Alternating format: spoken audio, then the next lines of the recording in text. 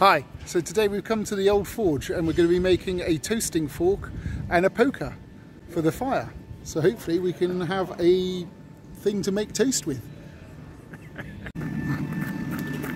Here are the examples of things that have been made or you can make. Last time I came I made one of these. Well, not quite as good as this one. Me and Orson made that. This looks quite interesting, like a bit like a spear, not sharpened to a point. Strange kind of snail, like an ammonite. Candlestick holders. So that's what we're going to make. Toasting fork and a poker.